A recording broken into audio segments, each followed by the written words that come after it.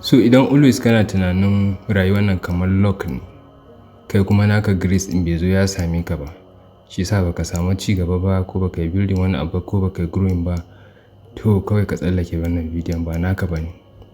Also, idan kai always kana zama cikin friends ɗinka kuna hiran siyasa, kuna da yan uwa ko abokanai wanda ya kamata su taimake ka, ba su taimake ka ba, to wannan bidiyon shi ma ba naka bane.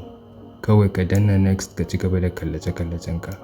Sannan kuma in kana tunanin idan ka samu aikin na gwamnati ko wani company suka ɗauke ka shikenan ka kai matuƙa, ka kai iya inda kake so ka kai, baka buƙatan ka ci gaba da koyon wasu abubuwa ko kana building ko kana gina kanka. Also, wannan bidiyon ba naka bane. Kawai ka tsallaka ka tafi next ka ci gaba. So, wannan bidiyon na mutane ne 'yan kaɗan wanda suke so always su ci gaba da growing, su ci gaba da gina kansu, suna gina abu mai mahimmanci wanda ba sa taɓa tunanin su tsaya. Me kake so ka gina? Ruhinka ne? Aljihunka ne? Ko relationships ɗinka ne? Duk abin da kake so ka gina na ɗaya daga cikin wannan always sai ka zama kana so ka ci gaba da ginawa ne.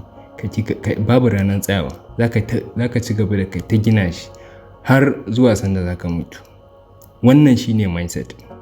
So idan kuma baka da wannan mindset ɗin, amma kuma kana so ka ɗora mindset ɗinka akan wannan, ya zamanto yanzu ne kake so ka samu mindset mai kyau, to za ka iya tsayawa ka kalli bidiyon nan har zuwa ƙarshe.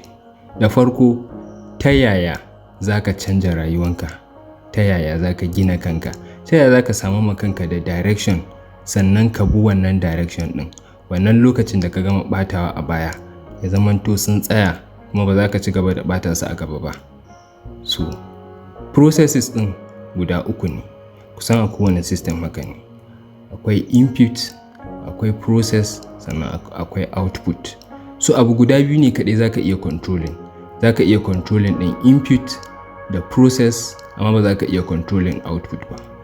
Indirectly, za ka iya controlling output tare da imputing ɗin, tare da controlling ɗin input ɗinka da process ɗinka. So, by natural order, abin shi ne. Okay, to ta yaya za ka canja rayuwanka?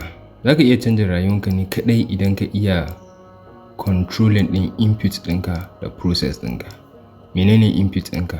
Input ɗinka shine kai controlling ɗin me kake gani a yau da gobe, me kake ji a yau da gobe, sannan kuma su waye kake tare da su.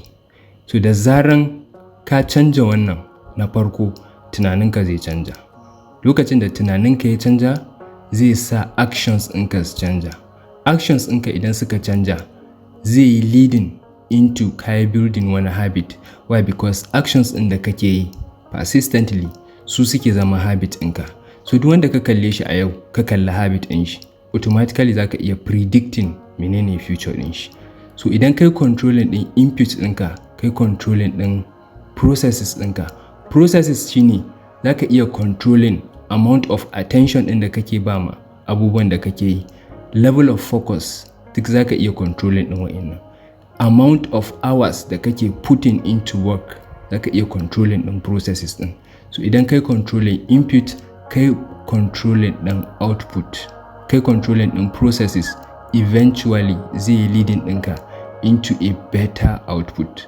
Za ka zamanto output ɗinka ya yi kyau, ka gina wani abu mai kyau.